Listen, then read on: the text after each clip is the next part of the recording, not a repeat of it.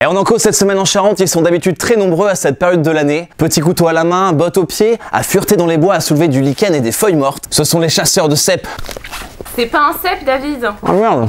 Agaricus bisporus, champignon de Paris. Ils m'ont eu les bougres. Mais cette année, c'est la dèche. Avec la météo très sèche de cet été, les champignons n'ont tout simplement pas poussé. Car le mycélium du sol a besoin d'eau pour se développer. Et pouf, ça fait des chocs à pic des champignons. Des champignons.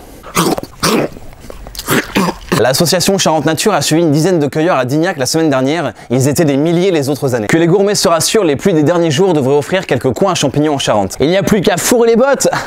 Pile ma taille. Et n'hésitez pas à nous envoyer vos photos de plus belles récoltes de champignons.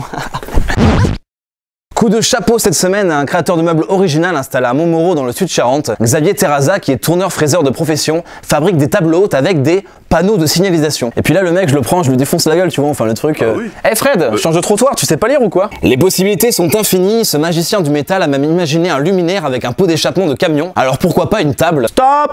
Cédez le passage! Chute de pierre! Mais avant d'aller voler tous les panneaux de votre quartier, stop! Sachez que cela demande de vraies compétences. Xavier Terraza dessine l'objet puis conçoit un prototype. Son activité démarre doucement, mais il est déjà contacté par plusieurs architectes. Bravo!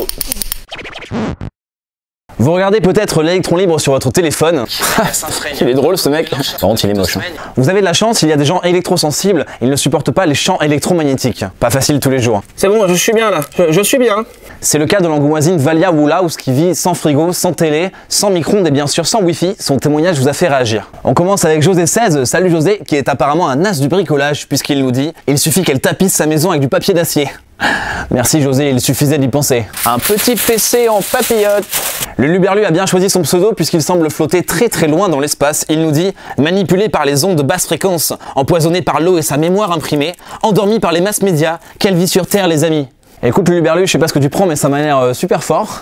On s'en parle plus tard. Et on retrouve le Luberlu encore dans les commentaires où cette fois il nous dit « Les champs électromagnétiques du compteur Linky vont bientôt m'atteindre, je crains de ne pouvoir apercevoir cette année le Père Noël ni même le Père Fouras. » C'est le Père Fouras qui apporte les cadeaux de Noël?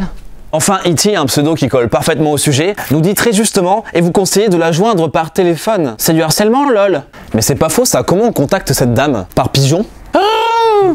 Et merci d'avoir regardé l'électron libre, vous êtes de plus en plus nombreux à nous suivre et ça me fait chaud à mon petit piqueur. À bientôt.